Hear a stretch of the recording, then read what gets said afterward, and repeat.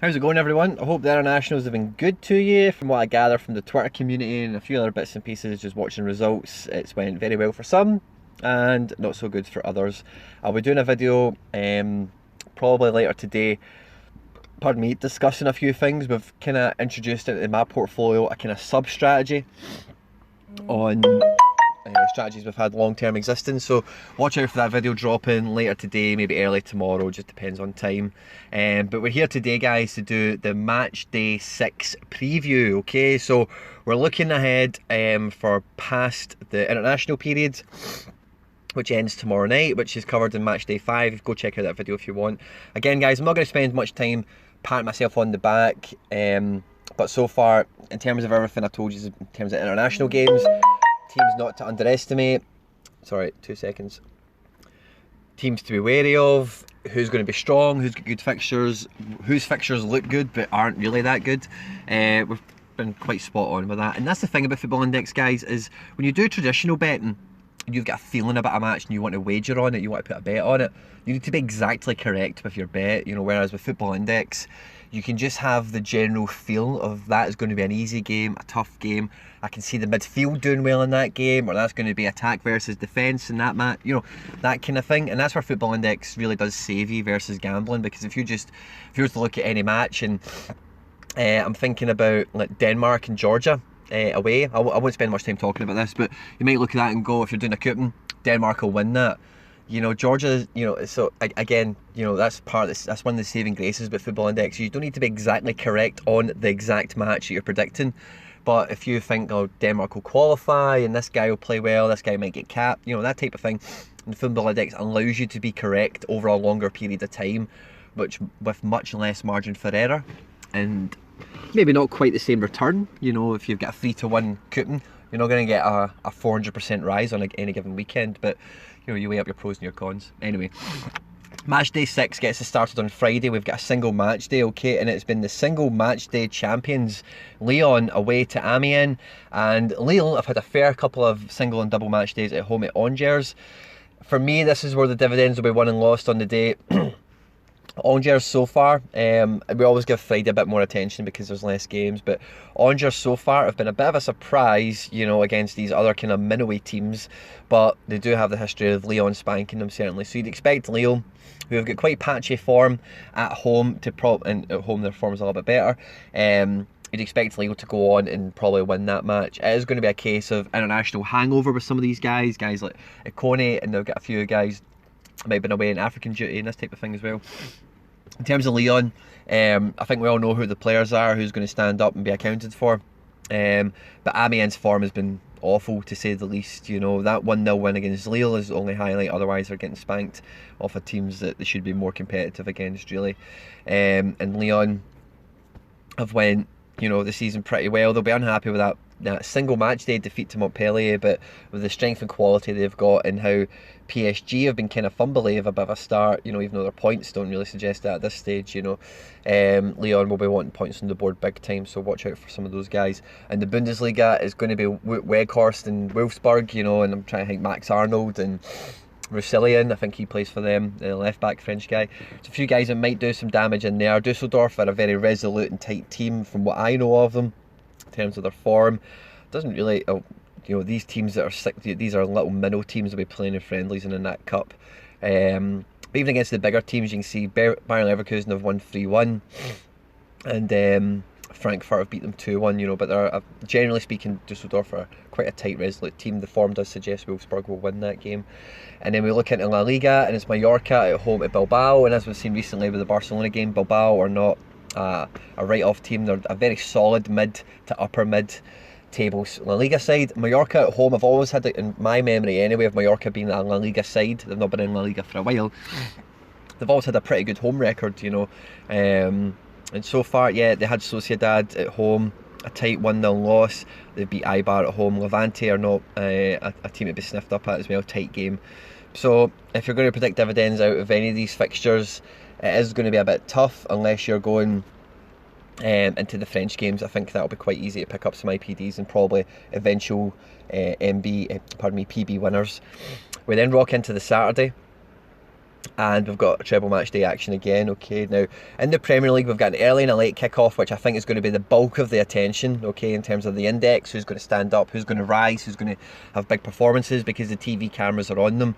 And you know, those games could both go either way. We expect City and Liverpool to run over both of these teams, but you know, if the first goal goes against them and it could be a bit tighter, I do see them both winning, of course, but in terms of the scoreline, how big or how proud it will be, it'll really depend on the day for who's up for it and who's going to put the fight in. But it could easily be 4-0 Liverpool and 4-0 City. It could easily be 2 eaches or 3-1s or something.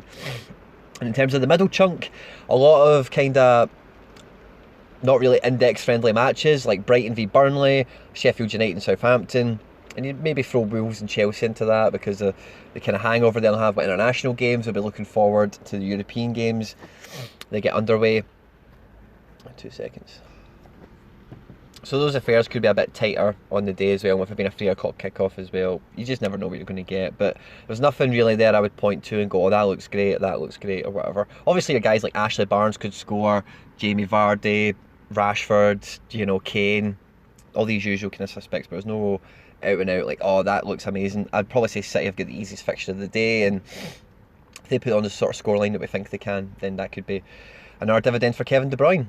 We then rock into Ligue 1 and Strasbourg away to PSG. Again, I would not be writing this off as a foregone conclusion. Strasbourg are very resolute and very solid. We'd expect PSG to win, but with the troubles PSG have had so far this year, will Icardi start? Well, you know, there's a lot of questions around the team. Who's going to play fullback? Is Marquinhos going to play midfield? You know, so a bit of a tough one. I wouldn't be hanging my hat on it. The rest of Ligue 1 there, it's much of a muchness. Metz have got some firepower we're interested to watch out for. Rennes have started the season really hot. Montpellier, will they finally have Teji Savernier start? And with their recent win over Lyon, they'll be going into that Nice match very confident. Nice also are a team full of confidence now and be looking to kick on with guys like Cyprian and who's the other guy that's good in there now? It's been Dante. So again, there's no real major standouts. A lot of tight competitive fixtures. It could swing either way, but I wouldn't be writing it off. And then in terms of Germany, it's all about the big hitters playing each other. So we've got Dortmund and Leverkusen. That was going to tell us a lot about some holds, guys like Havertz, Sancho, Brandt, Alcacer, Volland, Bellarabi. You know, there's a lot of guys in there that there's a lot of index attention towards, and that game could swing some people right high, you know, if they go and win some PBs and IPDs. And then we've got the star fixture of the day, in my opinion, is Leipzig at home to Bayern Munich. It could go either way. Both teams have got some reason to be optimistic going into the match. Personally, I want Leipzig to win, of course, and if Leipzig do win, then it'll be very hard pressed to not get some dividend winners, because they're going to have to be at the top of their game to win this match. And that's the thing, that sometimes the index and Planet Index as well on Twitter, we're always looking for the easy fixtures. Who's got the easy run of games? Who's got the easy teams the next month and whatever? But see, to win on a treble match day, players need to be playing at their optimum, and sometimes that is going to be against the big teams, you know. So that's something that I put a lot of value on. If they've got a big match sandwiched between 2 easy matches, that appeals to me a lot. And to start this kind of match day off, this kind of month off, then I think Leipzig will be really happy with the position they're in to have Bayern at home. And it could very easily be a draw. Either team could run away with it in the end. And when you look at the kind of head-to-head, there's no real standout. You know, it's fairly tight, fairly even. And there's a lot of questions around team selection for both camps, and it'll be very interesting to see who does line up. And Serie A has a similar story in the terms of the 3 favourites for the league are all playing each other, but they're not playing each other. So Juve away at Fiorentina, Napoli at home at Sampdoria, and Inter at home at Udinese. If you're doing a coupon, you'd probably put all 3 of them on to win, but again, you just don't really know. Some selection headaches that might be going on, new people coming in, the turmoil at Inter Milan goes without saying, the kind of defence issue at Juventus now, Chiellini, De Ligt has been chucked in, he's had a good time at Holland, he might come back even more confident and hit the ground running, which would be great. And in Napoli, because he did a lot of goals, scored a lot of goals, and Ancelotti's happy to keep going on the same vein, that's a direct quote. And then games that are non-PB, and then we come into La Liga. So the early kick-off, you're looking at Real Madrid and Levante, and you're thinking, right, Real Madrid should win. if you're just glancing at this, but of course if you scratch beyond the surface you'll know this is not a foregone conclusion. Levante, similar to Strasbourg, are a very solid team who should not be underestimated. They won at the Bernabeu last year, and Real Madrid's form has been anything but convincing so far this year, and Levante are on a great stretch of form, you know, as you can see by the games they've had overall. You know, they're not a whipping team, they're not a mug, and as you can see, last season it was 2-1 away victories for both away sides, you know. And again, you look at that, Levante have not, you know, 3 out of 4 games there they've not lost. So if you're thinking Benzema or Bale or somebody that's going to run away, they might, but it's definitely not a certainty. Leganés, Villarreal. Leganés were expecting to be fighting against relegation, so you'd hope for Villarreal players, Santi Cazorla and Chukwueze, and these are guys to stand up and do something. Atletico against Sociedad, I see this being 1 each or 1-0. Atletico Madrid are always tight, but Sociedad are full of a bit of confidence now. They've had some good players performing well. As I say that, I was really, where was the game? Maybe it was that 1-0 win away to Mallorca, but Odegaard did really well, and Isaacs did well internationally. He might come back into the fore, into that squad. And also they've got Adnan Januzaj and Oyarzabal, who's played for Spain. So Sociedad, you know, they could really have a good season this year. But against Atletico Madrid team, if they do get a good result, that will show you a lot. But you need to know about Sociedad. But again, we'd expect Atletico Madrid to win that with relative ease in terms of the scoreline, maybe 1-0, 2-1, something like that, 2-0. And then the final game on the Saturday is Barca at home to Valencia. We're expecting Messi to be back, I think, and if he does, you will see he will scoop PB and everything. You know, Messi's so it looks like he's going to take to this matrix like a duck to water, and we're all eager to see that happening. But Valencia, even though the results there have not been amazing, they've put together a good squad and they're looking pretty confident this year. So again, it's very hard to say definitely that this will be a win for one side or the other. We rock into the Sunday, and again we have a 2, 3, 7, 11. Yeah, we've got a treble match day again. So in the Premier League, Bournemouth Everton, I actually don't really want to pay this too much attention. It could be 3-0 Bournemouth, could be 1-0 Everton. It's one of those ones. Watford Arsenal, this is interesting. Now I heard on the radio there, Ray Parlour saying like, oh, it's a bit of a, don't really want Arsenal to be playing Watford now they've got the new manager in and whatever. A really interesting stat for you, I don't know how accurate it is anymore, but a few years ago there was a very, very well substantiated statistic that said a new manager in the Premier League will win their second match. You know, it's a really high statistic. I can't remember. It's a few years old, so it might be a little bit outdated or not quite as accurate anymore. But I remember 2 or 3 years ago there was a stat kicking about, and it had a lot of you know, concrete information behind it. So I think Arsenal will probably still win this. The difference with this one is Kiki Flores is an old Watford manager, whereas that statistic probably lends itself a bit better to a new manager coming in, somebody who's new to the players, new to the club. And fair enough, he'll be new to the majority of these players, but he won't be new to the surroundings, some of the coaching staff, some of the players. So it might be a draw, but I personally see Arsenal winning that. And then in Ligue 1, Reims and Nantes, I'm not paying that much attention. You know, there's a few players there you might be watching. There's a Belgian guy at Nantes and Bombay, and Odin at Reims, and there's a few players floating about that are worth a little bit of attention, but the game itself is not going to be attracting me too much. St Etienne and Toulouse is an interesting one. Both have some okay players. St Etienne are in Europe this year, of course, as well, and the form has been really patchy on both of them. One of them could really kick the other one into touch and have a big stormer of a match. Again, it could be very tight. It's a difficult one to call. Toulouse's away form does not lend itself to Toulouse picking up any points. So again, if you're back in St Etienne, you've got some St Etienne players, you'll probably be quite hopeful looking at that fixture. Monaco-Marseille is one of the worst fixtures in the world to bet on. It's just so unpredictable. It's good for goals, of course, as you can see the head-to-head down there, but if you look at the actual form for both teams, it's really spotty. And again, if you're going to be backing people, it's a bit gambly, in my opinion. And then in Bundesliga, again, the fixtures don't really whet the appetite.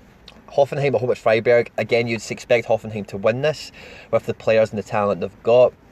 But Freiburg have started the season, from memory, I've not actually looked at this, from memory they've started relatively stable. Yeah, that's a good set of results early on. You know, the goalkeeper on match day 1, Freiburg's goalkeeper, was very close to winning PB at one point. So again, if you're looking at that, buying a Hoffenheim player like Robert Skov or Belfodil or any of these other guys, Kramaric perhaps if he comes back from injury, expecting that to be a rollover, it's not going to be. Paderborn, Schalke, you'd expect Schalke to batter them, but Schalke have been so so hot and cold over the last couple of years, I would not put any money anywhere near them on the index or on a normal bet. And then Serie A, we have the return of the 11:30 fixture, okay? So there's a video in the reference point section called the Icardi effect. Go and check that out. The first time I profited from this heavily was buying Duvan Zapata right before he hit that, or right at the beginning of that big goal rush that he had last season, where he really rocketed away. So if you've not got Duvan Zapata, if you can find him at a really cheap price, this fixture ticks all the boxes for Atalanta players. It might be Duvan, it might be Luis Muriel, Alejandro Gomez, Josep Bilic, Remo Freuler. Atalanta players are good to hold if you want to sell Sunday 12 o'clock, because chances are one of them, do you know, are not an easy game, don't get me wrong, but chances are these guys have got firepower and goals in them. And even if Atalanta lost 3-2, but Duvan Zapata got a goal and an assist, and Luis Muriel got the other goal and another assist, you know, you can still profit from that on the index. So the form lends itself to it being a high scoring game. The head-to-head leads it to be a high-scoring game, and with it being the 11:30 kickoff on Planet Index, people will be on that. It'll be fingers on buzzers. So I'd recommend, if you are wanting to play the in-play match, the in-play dividend, in-play trading side of things, that's a great fixture to get on. The 2 o'clock kickoffs, again, I'm not paying them too much attention. Brescia, will Balotelli play? Tonali should play, and will we see more of him? Bologna, I'm not too up on who they've got, if there's anyone worth mentioning. Cagliari and Nainggolan and their racist fans and whatever away to Parma. Yeah, whatever. Lazio at Spal, you'd expect Lazio to run them over because Spal's not a household name, but they're not. Look at that, 3-2 lost to Atalanta. You know, they fight hard, this team. You know, they're not. You know, they got promoted last year. They stayed in the league. They've earned their place. So you've got to give them a bit of respect. Lazio have started the season very strong, and if they did run over them, it wouldn't be a surprise, of course, but I wouldn't write them off. Same with Sassuolo, it's basically a copy and paste. Roma could run all over them in that 5 o'clock kickoff, but Sassuolo, in the time they've been in Serie A, have not been anyone's whipping boy. They're a very strong team, and they're capable of upsetting anyone in Serie A, really. And then it's Verona against AC Milan. I'll be paying this one some attention myself because I'm supporting on Liam Henderson, the Celtic youth product, who's centre mid for Verona, next to Miguel Veloso, who's an old Football Manager wonder kid.